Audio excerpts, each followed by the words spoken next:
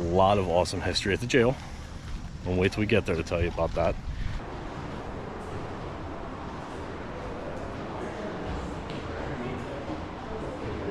There's a lot of awesome history all over down here. We're in Williamsburg. What were the chances? He didn't know that I was spying on him right underneath his nose, yet he had taken such notice of my work that now he wanted me to spy for him. You can't write this. So, pretty fun fact, there was a famous pirate that was tried back here in this courthouse. Leave a comment down below if you know. I'm gonna let you know in 3, 2, 1. Hello and welcome to the channel if you're new. My name's Chris and we're glad you came along for the adventure today. Today, we are spending some time back in Williamsburg, Pennsylvania. You may have seen some video here already, where I may be wearing something different. We didn't get tickets, and today we're getting tickets because there's so much here to be able to see and do, and we want to be able to do that and bring it to you guys. So we're back. We are back in Colonial Williamsburg. So if Colonial Williamsburg is your thing, it sounds interesting, then we hope you stick along for today's adventure because I think it's going to be a pretty sweet one. Here's kind of an overview of the town that we're about ready to go explore. Ain't that pretty lady? Now I gotta tell you, a pro tip since we've already been through here. Take the shuttle. Parking looks like it could be kind of a pain over there, and you have to pay for parking. Parking is free at the visitor center. And the shuttles come every 15-20 minutes. We found that it was a lot quicker than that the other day when we were here. They were coming like every 10 minutes. So hopefully today it's a lot cooler. It's only like mid-80s, so we should be able to see a lot more animals, and they do have shows going. When we were here the other day, they didn't have any shows going, no animals in the roads because it was over 100 degrees. It was very hot. Like I said, today's only supposed to be in like the mid-80s and chance of storms later, so hopefully that'll hold out. But we're gonna hop on the bus. We're gonna take it over. You can walk from the visitor center over to Colonial Williamsburg. I want to say I think it's like 3/4 of a mile to a mile. I was told it takes roughly about 10-15 minutes to walk over, but you're going to be walking over there all day long. The bus is free. Just hop on the bus, take a stroll over. I think it has 6 or 7 stops, and you can get on and off as much as you want. The buses are air conditioned, and they go to all the hot spots. So that's my pro tip. Take the public transportation, take the bus over. One thing also to mention, I'm not sure if you heard the lady talking, buying it online is a lot cheaper. You save about 25%. The tickets, if you come here and purchase them, they're $49.99, so $50. And we bought them online, I think, for like $37. So buy them online, you'll save yourself some money. All right, first stop, Governor's Palace.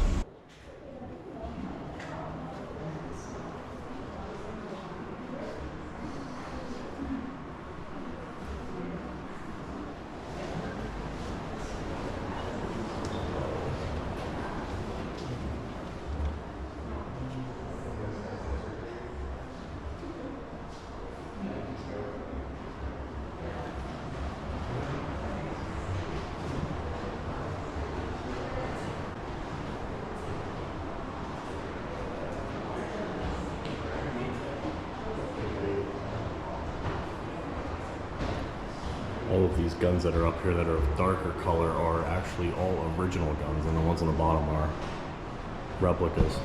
Rumor has it there's over 500 guns in here.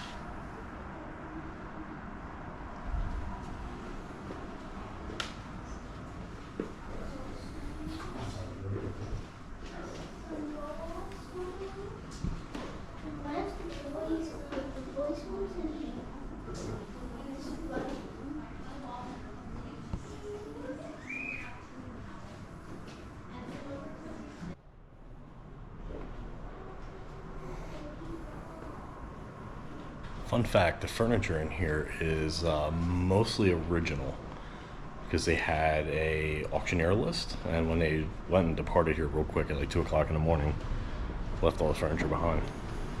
So that's how we were able to get it.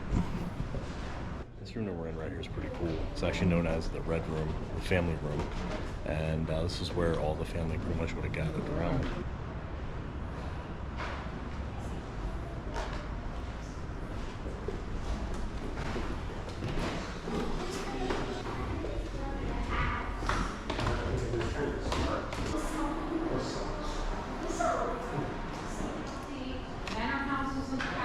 Thank you.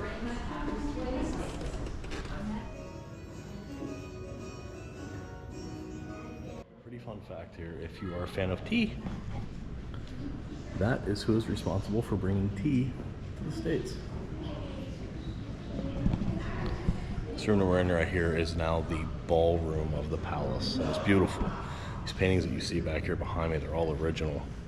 They have the netting that's over them, so it's just kind of protected from the dust and the bugs. Because as you know, back in the day, they did not have screens. It's a coffin.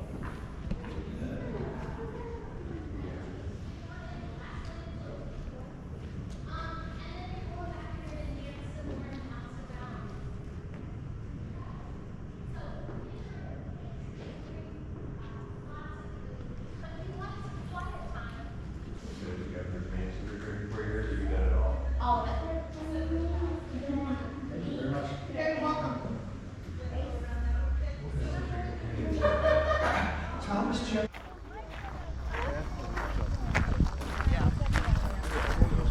And when I met him, it was 4 years later, in 1781. So understand, the Marquis de Lafayette was only 23 years old when I met him. Now, at the time, I was owned by a man by the name of William Armistead.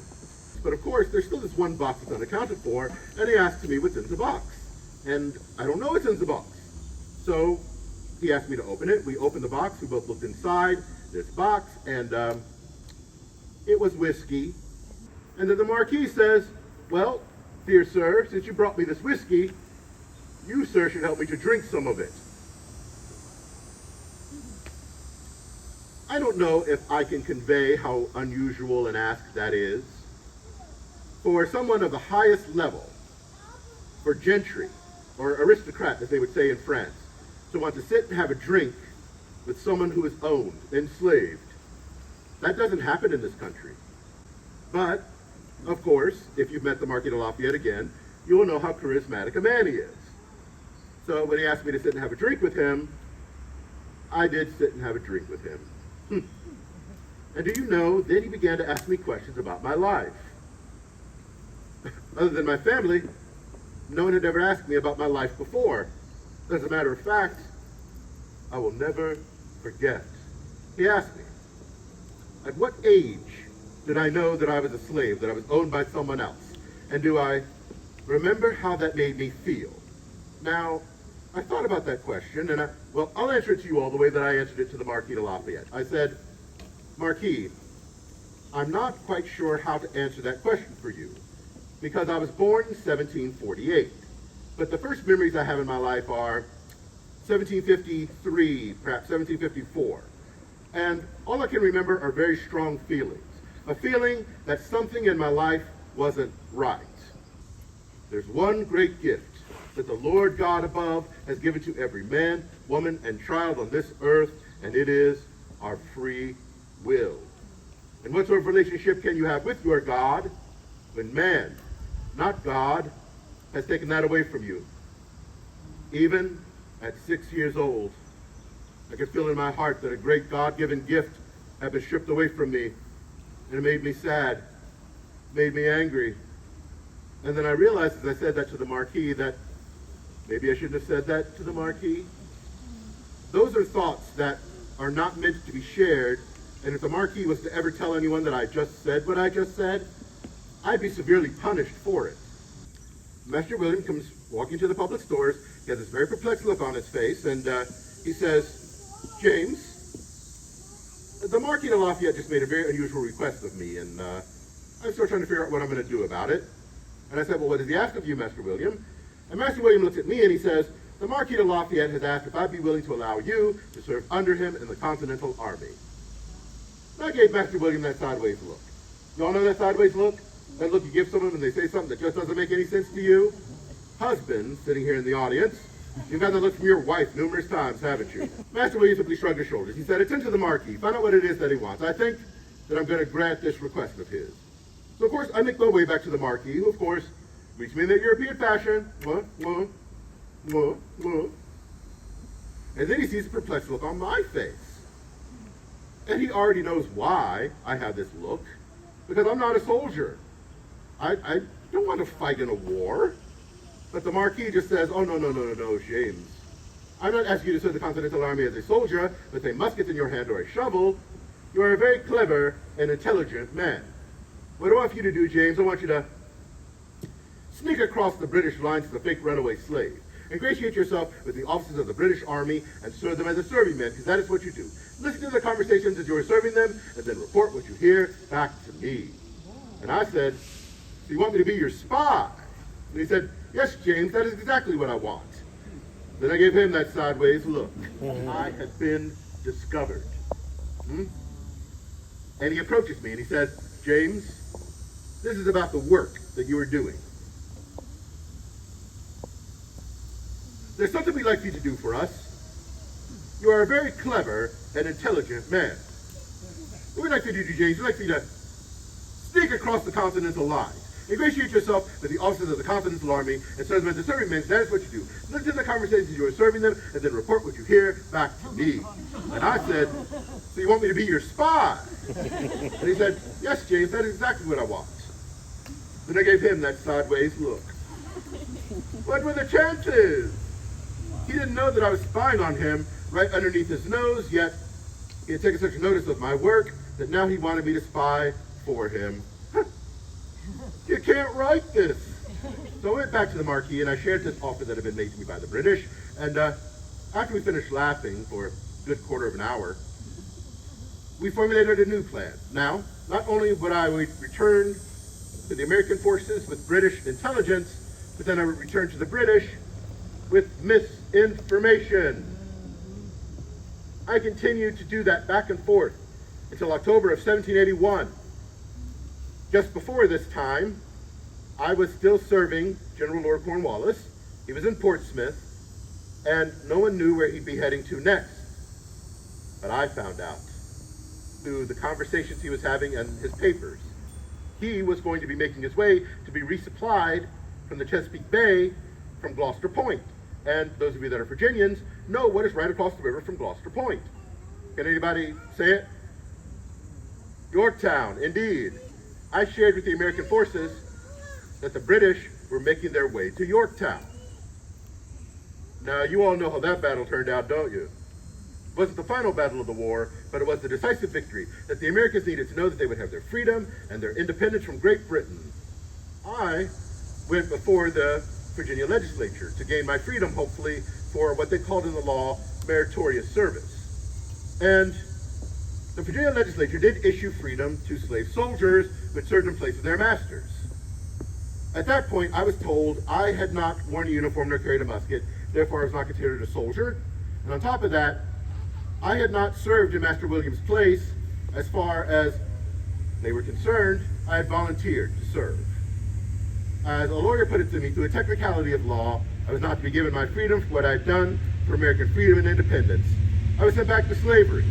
I was sent back to Master William for 6 more years. Now understand, this was the first tangible piece of evidence that was not meant to be secret that spoke of what I had done for the American cause. Did it make a difference? It did. But it took 3 more years before the legislature finally took it up in 1787. There's my own petition for manumission that I presented to the legislature.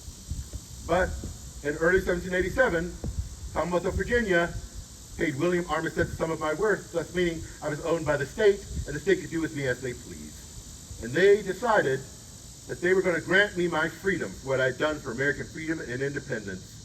I was 39 years old when I gained my freedom. And for the first time in my nearly 40 years of life, I had the sweet taste of freedom on my lips. And it tasted good. but I had a lot of work to do, and that work would be done. I found a place to work as a laborer at the grist mill in New Kent County.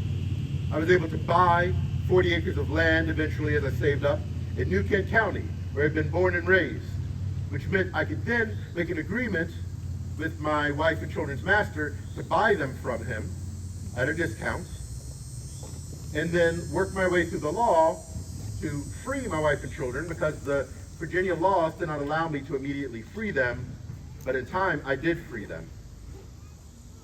To this day, I still live on my farm with my wife. If you get a chance while you're at the palace to see James Lafayette talk, you should definitely see it. That was really, really good.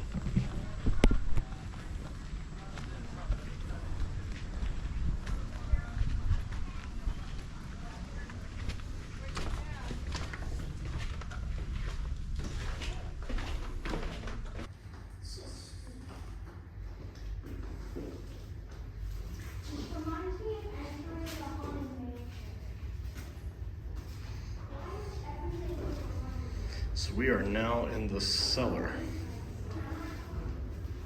where is rumored to be the only original place of the mansion, the palace.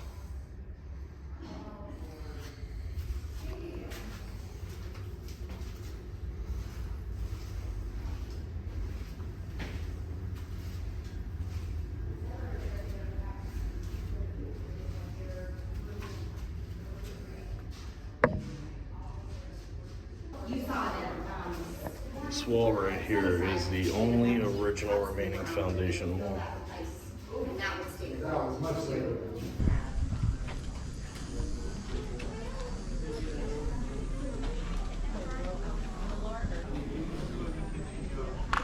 is a salt house. It's a salt house for preserving the food. We got the smokehouse. Definitely tell us a smokehouse. You can smell it. Smoke all the meats. And you can skewer game animals on, basically roast multiple game animals at one time. This one is your fork spit. This is your average everyday spit that you're going to normally use for items.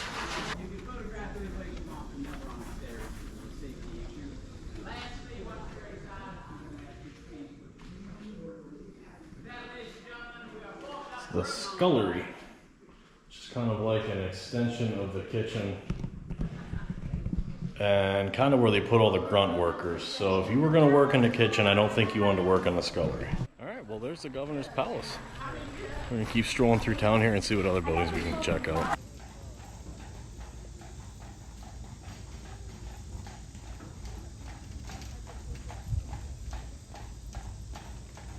right, well, that's kind of cool. Just learned something. These little buildings back here along the way, you step into them. Some of them are bakeries, coffee shops.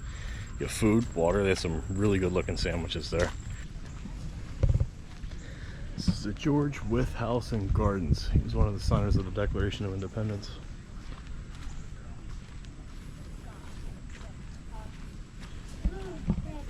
The street that we're walking down now is one of the more main streets, called the Duke of Gloucester Street. Pretty cool. A lot of stuff on the street. We're gonna check it out. We got a Capitol down here, got the jail. A lot of awesome history at the jail. We'll wait till we get there to tell you about that. There's a lot of awesome history all over down here. We're in Williamsburg.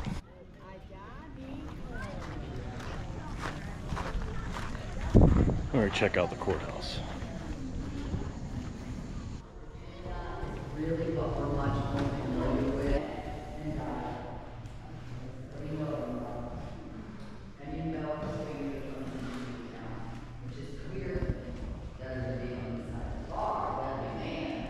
The other is 21. There's 5 requirements, 2 of them.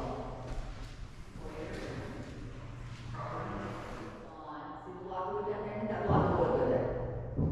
No, lift it up and hit that block of wood. Yeah, you're using that like a gavel. You're calling the court to order and keeping it in order. That's what we call a tipstaff there.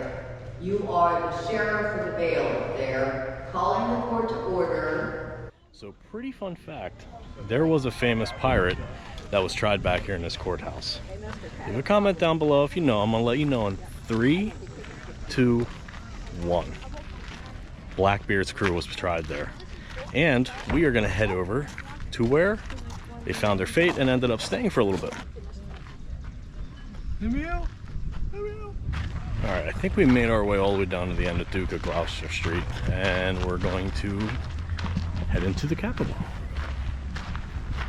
I believe this was the first capital of Virginia.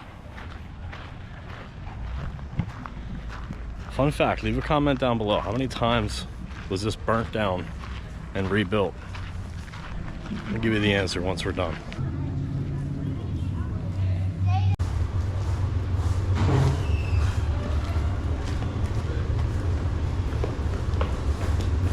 Thank you, sir. My pleasure, sir.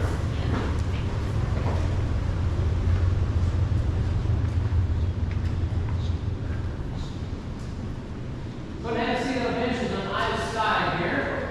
Somebody left them out. You saw the original courthouse. This was more of the state courthouse.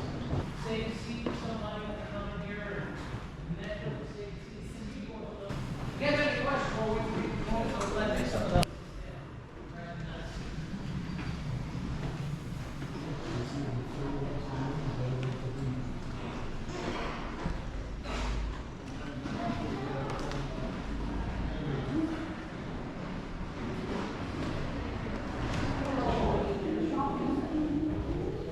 I do want to go back. Oh, I did find. Speaker of the House.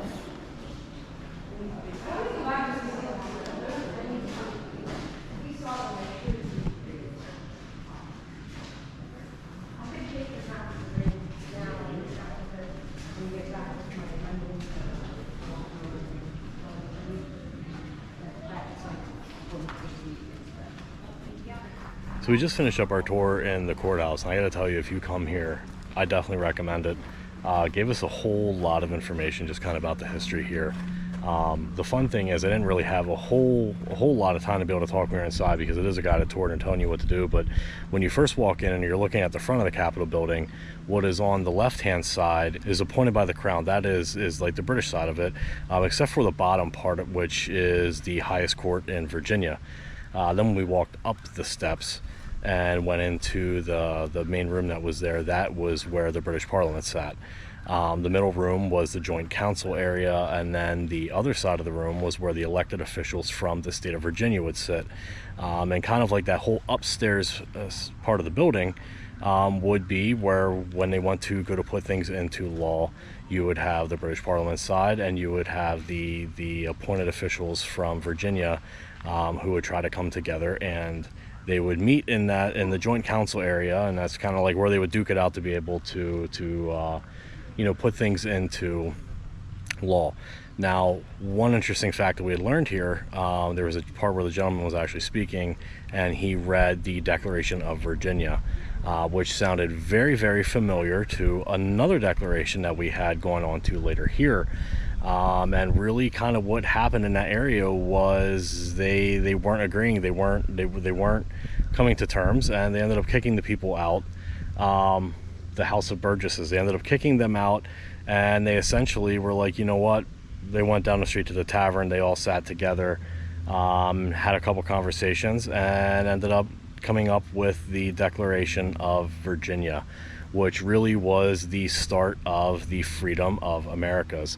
Later on, that declaration ended up going up to Philadelphia, and now is more commonly known to as the Declaration of Independence. So when you come here, make sure you check out the courthouse behind us, because there is so much history. Really close to us is the jail, and while Blackbeards got tried, I don't believe in the courthouse behind me, I think it was in the original courthouse that I showed you, the Blackbeard pirates were kept here in this jail in Williamsburg. So we're gonna head over and check out the jail now. One thing that I did forget to mention, so after they went to the tavern and they ended up going over there and coming up with the Declaration of Virginia, they did end up coming back in and getting re-elected by the people of Virginia, and that was when they essentially had started to kind of like overthrow the British Parliament per se. Just remember, I told you I would tell you afterwards how many times the Capitol was burnt down. I thought it was 4. I had read 4. I believe he said 6. Either way, that's a lot. All of them were unintentional. Started by cooking, you know, maybe some electrical fires. But only one of them was intentional.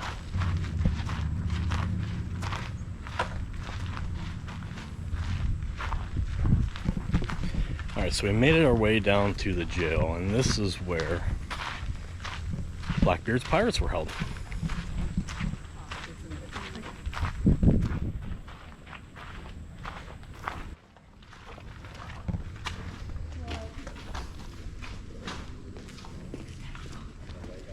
So this prison actually dates back to 1704. And I think was in operation until like the late 1770s. Gonna close the store and lock you in there.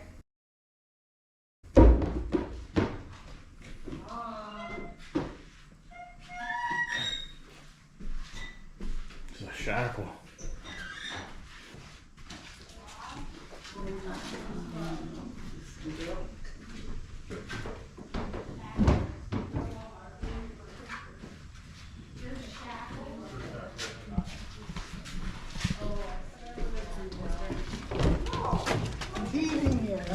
Could you imagine this getting inside this dark cell? Well, that's not good.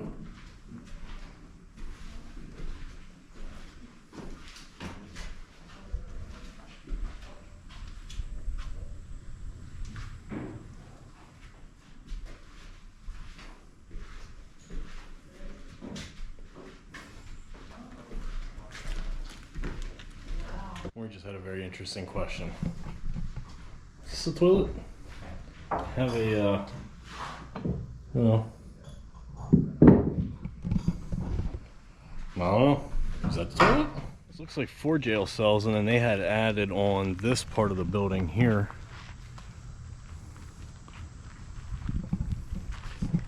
Which essentially is just kind of like where the caretakers lived. I'm not sure exactly which one the pirates were in. It was pretty interesting though. Alright, well I think we're gonna head back down the Duke of Gloucester Street. I'm kinda hungry. Let's see if we can't go get our tummies full. At least get a nice ice cold drink. It's getting a little toasty out here now. But in the middle of winter it's cold, and this time of the year it's snow. But you deal with what you get. I think Dog Street Pub, definitely recommend it. Very good. Get the lamb burger. I've never had a lamb burger before. That was amazing. Very, very good lamb burger. Had the seafood place. Seafood place was equally just as good. So if you're looking for good seafood, check that out. I forget the name of it. I'll put the name up here. I had the hamburger there. I would say the hamburger is a little bit better over here at the Dog Street Pub. But then again, that's a tavern, not a seafood place. All right, one of our last stops on the tour today is going to be the Peyton Randolph house. We were here the other day, might have seen some of that. The Peyton Randolph house, the Randolph family itself, was a pretty prominent family back in the day. More importantly, was home to 27 slaves. We're gonna take you in there right now and learn a little bit more about it. We know that at the time of his Peyton Randolph's death, he had 109 people enslaved to him. 82 of them were on plantations that were actually outside of the city, primarily growing tobacco. And from his inventory that's written when he dies, we also know that he had 27 people enslaved here on this property alone. So those 27, all of their work is going to revolve around maintaining the lifestyle that the Randolphs and their guests expect in the main part of the house. So as we go through, I'll talk about everyone who's living and working here, what was going on in their day-to-day lives, as well as how the revolution might be changing and impacting some things for them.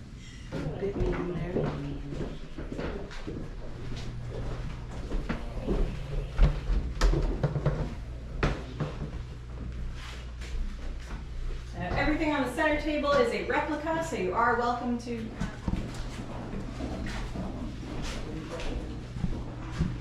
It's pretty interesting. In this room, the only thing that is original foundation is the floor, but from this point forward, the rest of it is original from the 1700s.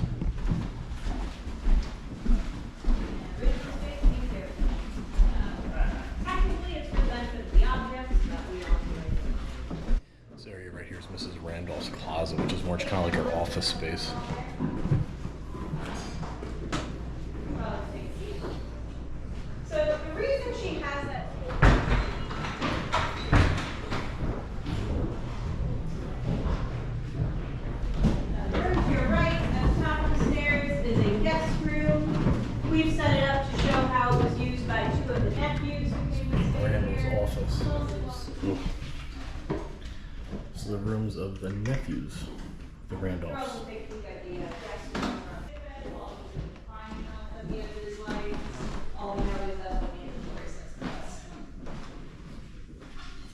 Also a very semi-hidden chamber pot available. From this point forward, this was like an add-on after the Paytons became a speaker, and that was from 1750 forward.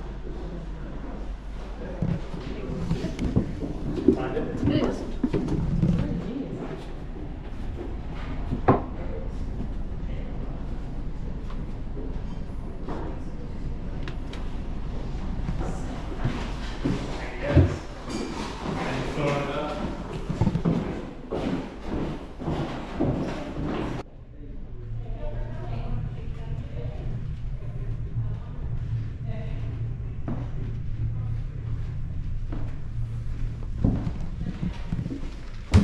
Thank you so much. Thank you for coming. Thank you. Good day. You too, take care. It's definitely an awesome tour. Lindsay was our tour guide. She's here, check her out. Good, very informative. So this area of the house here that we originally first went into, that was the area that all the slaves had stayed in. And then the rest of it up here was all the Randolphs area.